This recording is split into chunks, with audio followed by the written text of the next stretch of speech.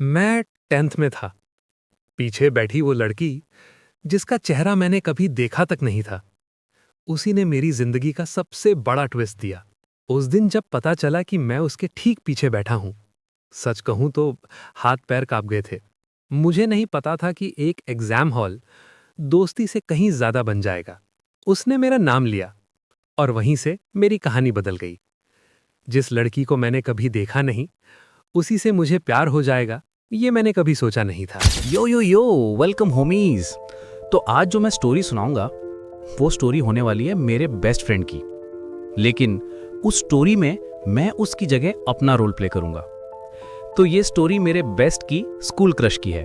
By the way, ये मेरा story time channel है जहां मैं तुम लोगों को अपनी और अपने सब्सक्राइबर्स की स्टोरी सुनाऊंगा। वैसे स्टोरी में बहुत सारे मस्त मस्त पार्ट हैं, उसे मिस मत करना। तो कहानी की शुरुआत होती है मेरे 10th स्टैंडर्ड से। उस समय मैंने एक नए स्कूल में एडमिशन लिया था और उस स्कूल में मेरे काफी पुराने दोस्त थे, तो मुझे स्कूल में कंफर्टेबल होने में ज्यादा टाइम नहीं लगा। तो हुआ ये कि क्लास नहीं थी, इसलिए सबके सब्जेक्ट डिसाइड किए जा रहे थे। मैंने डिसाइड किया कि मैं हिंदी सब्जेक्ट लूंगा, बाकी कुछ ने कोई और सब्जेक्ट डिसाइड किया। तो क्या होता था कि 4 पीरियड होने के बाद मेरा हिंदी का पीरियड होता था। तब मेरी क्लास के सभी स्टूडेंट्स जिन्होंने हिंदी के अलावा कोई और सब्जेक्ट लिया था, उन्हें लड़कियों की क्लास में जाना पड़ता था, और लड़कियों की क्लास में जिन्होंने हिंदी लिया था, उन्हें मेरी क्लास में आना होता था। तो लड़कियों की क्लास से मेरी क्लास में लगभग 5 लड़कियां आती थीं। नॉर्मली वो आकर आगे बैठ जाती थीं, और वो लड़कियां क्लास में किसी से भी बात नहीं करती थीं। फिर कुछ महीने बीत गए और हमारे एग्जाम आ गए। एग्जाम का टाइम था, इसलिए टीचर ज्यादा क्लास में नहीं आते थे, बस सबको पढ़ते बैठने के लिए बोल देते थे। इसलिए सब लोग पढ़ते थे, कभी कभी बात भी करते थे।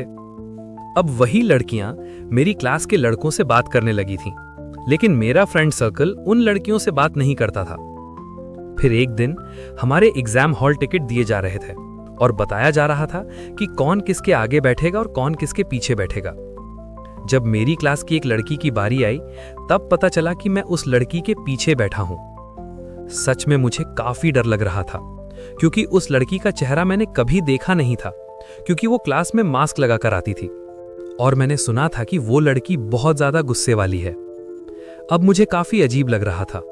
वैसे मैं बता दूं, मैं पढ़ाई में ज्यादा अच्छा नहीं हूं, इसलिए मुझे लगा कि मेरे पीछे मेरा फ्रेंड बैठेगा, क्योंकि हम दोनों का रोल नंबर आगे पीछे था।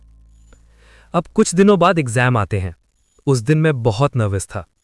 फिर कुछ देर बाद मेरी चेकिंग होती है और मैं क्लासरूम में चला जाता हूं।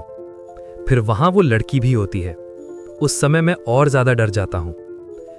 मेरी क्लास में मेरे और भी दोस्त थे, लेकिन वो काफी दूर बैठे थे, लेकिन मैं किसी तरह मैनेज कर लेता हूं। फिर जब एग्जाम शुरू होता है, तब से लेके एग्जाम खत्म होने तक वो लड़की एक बार भी पीछे नहीं देखती। फिर एग्जाम खत्म होता है और मैं घर चला जाता हूं। फिर ये सारी बातें मैं अपने एक दोस्त को बताता हूं, जो मुझसे 2 साल बड़ा था। तब वो मुझे बोलता है, भाई ये सब नॉर्मल होता है, अगर उसे एग्जाम में हेल्प लगे तो मांग लेना। अब यहाँ हेल्प की बात इसलिए आ रही है क्योंकि मुझे एग्जाम में ज्यादा कुछ आता नहीं था और एग्जाम में बहुत सारे कंफ्यूजन हो रहे थे, इसलिए मुझे कोई चाहिए था जो मुझे समझा सके और बता सके। अब पॉइंट पे आते हैं। तो 3 दिन बाद मेरा सेकंड पेपर था।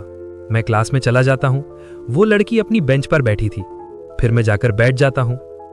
थोड़ी देर बाद वो मुझसे बात करना शुरू करती है और यहां मैं शॉक हो जाता हूं। वो मेरा नाम जानती थी। अब शॉक इसलिए हो रहा था क्योंकि वो क्लास में बस एक पीरियड के लिए आती थी और उसमें भी मैं पीछे की बेंच पर बैठता था। फिर लगभग 5 मिनट तक वो अच्छे से बात करती है और फिर एग्जाम शुरू होता है। और यहां मैंने इतना एक्सपेक्ट नहीं किया था, लेकिन एग्जाम में वो मेरी काफी अच्छी हेल्प करती है। फिर यहां से मेरी और उसकी काफी अच्छी बातें होने लगती हैं और ऐसे करते करते हम दोनों की फ्रेंडशिप हो जाती है। इस दौरान मुझे पता चलता है कि 10th के बाद वो किसी बहुत बड़े स्कूल में एडमिशन लेने वाली है, लेकिन मैं वहां एडमिशन नहीं लेना चाहता था। और सच बोलूं तो अब मुझे थोड़ा थोड़ा उससे प्यार होने लगा था, लेकिन मुझे पता था कि वो मुझे लाइक नहीं करती थी, इसलिए मैंने कुछ नहीं बोला। फिर एग्जाम खत्म हो जाते हैं और मैं उसी स्कूल के कॉलेज में एडमिशन ले लेता हूं। लेकिन यहां पर एक ट्विस्ट आता है। वो भी उसी सेम कॉलेज में एडमिशन ले लेती है। ऐसा होता है कि एक दिन जब मैं कॉलेज से छुट्टी लेकर कहीं जा रहा था और कॉलेज के सामने से गुजर रहा था, तब मैं उसे अपने ही कॉलेज में अपनी ही क्लास में देख लेता हूं। लेकिन अगर तुम जानना चाहते हो कि आगे क्या हुआ, क्योंकि कॉलेज पूरे 2 साल का था, तो आगे क्या हुआ जानने के लिए इस वीडियो में सब लोग पार्ट 2 कमेंट करो। और मैं कसम से बोलता हूं, आगे जो हुआ वो तुमने बिल्कुल भी एक्सपेक्ट नहीं किया होगा। तो कर दो पार्ट 2।